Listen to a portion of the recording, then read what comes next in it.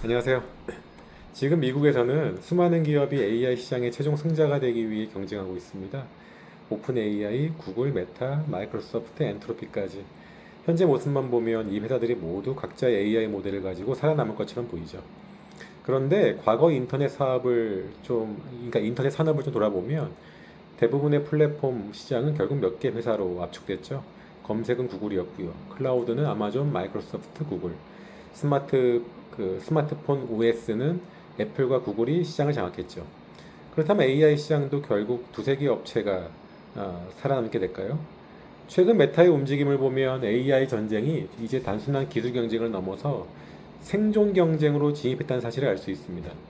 메타는 최근 월 7.99달러부터 시작하는 AI 유료 구독 상품을 시험하기 시작했고요.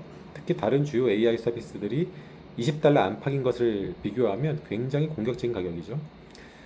특히 개발자용 AI 모델도 경쟁사를 압박하는 낮은 가격으로 출시했죠.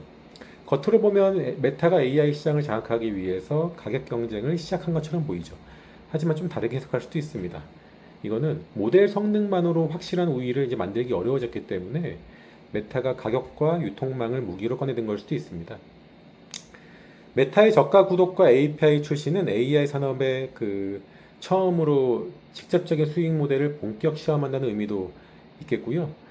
여기서 투자자들이 좀 봐야 할 첫 번째 핵심은 AI 모델의 성능 차이가 생각보다 빠르게 줄어들고 있다는 것입니다. 오늘 뛰어난 모델이 나와도 몇 달 뒤 경쟁사가 뛰어난 비슷한 성능을 내놓습니다.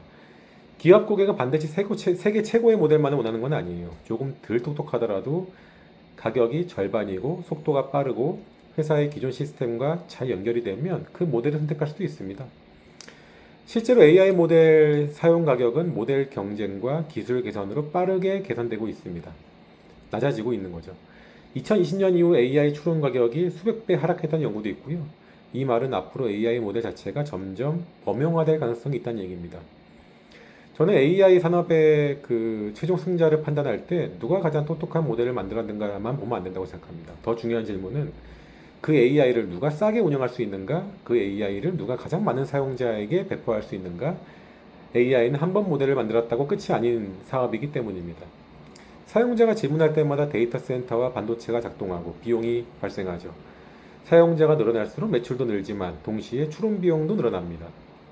일반적인 소프트웨어는 사용자 한 명 늘어났다 그래서 비용이 막 추가로 발생하지는 않죠. 하지만 생성형 AI는요, 사용자가 많이 쓸수록 계산 비용과 전력 사용량도 커집니다. 결국 AI 시장에서는 좋은 모델을 만드는 능력뿐 아니라 반도체, 데이터 센터, 전력, 클라우드까지 통제하는 능력이 굉장히 중요하죠. 이 점에서 구글은 상당히 강합니다. 자체 AI 모델인 제미나이도 있고요.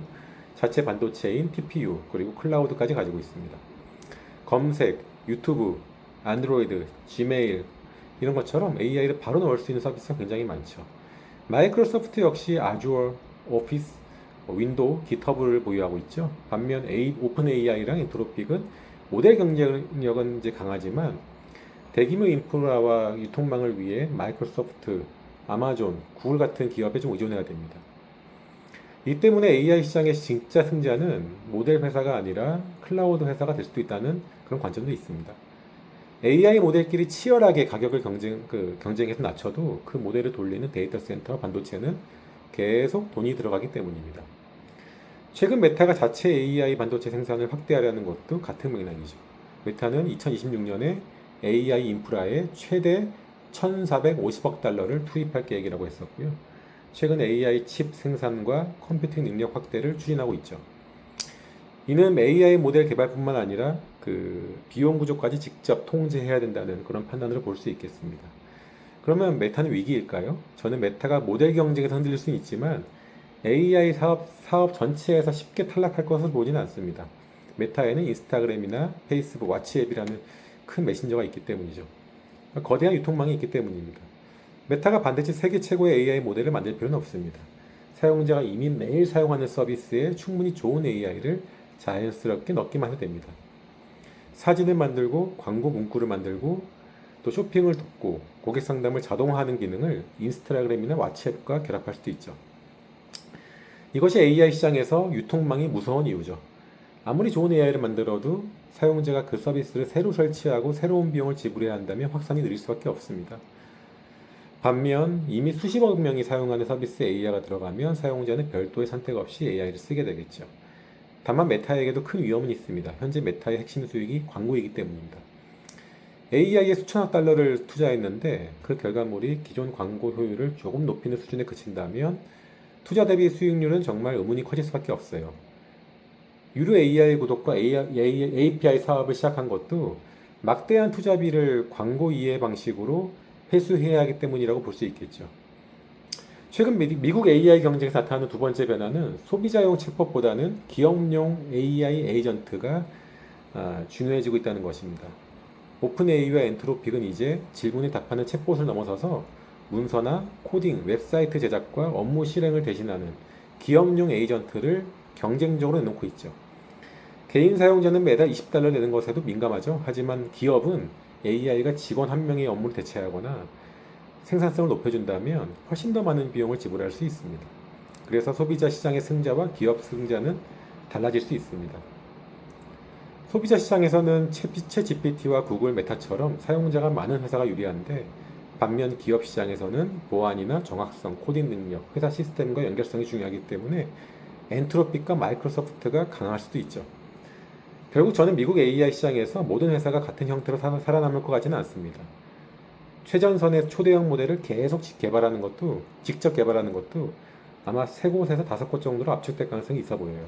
그러나 AI 산업 전체가 그 몇 개 회사만 남는다는 뜻은 아닙니다.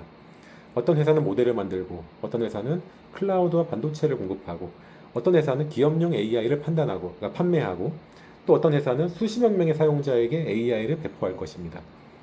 중요한 것은 모델 순위가 아니죠. 제 생각에는 이제 투자자라면 다음 4가지를 봐야 될 것 같습니다. 첫째는 AI를 운영하는 비용을 낮출 수 있는가? 둘째는 이미 확보한 사용자와 기업 고객이 있는가? 셋째는 AI를 실제 매출로 연결할 수 있는가? 넷째는 막대한 투자비를 견딜 현금 흐름이 있는가? 가장 똑똑한 AI를 만드는 회사가 반드시 가장 많은 돈을 버는 회사가 되는 것은 아닙니다. 스마트폰 시대에도 가장 좋은 부품 하나를 만든 회사보다 운영체제와 유통망, 생태계를 장악한 회사가 더 큰 힘을 가졌죠. AI 전쟁의 최종 승자도 마찬가지일 겁니다. 결국 살아남는 회사는요, 가장 뛰어난 모델을 만드는 회사가 아니라 AI를 가장 싸게 만들고, 가장 넓게 배포하고, 가장 확실하게 돈을 바꾸는 회사의 가능성이 높습니다. 여러분은 미국 AI 기업 중에 5년 뒤 가장 강한 회사가 어디라고 생각하시나요? 오픈 AI인가요? 구글인가요? 메타인가요? 아니면 거대한 유통망을 가진 기업들일까요? 댓글로 의견 남겨주시고요. 영상이 도움이 되셨다면 좋아요하고 구독도 부탁드리겠습니다. 감사합니다.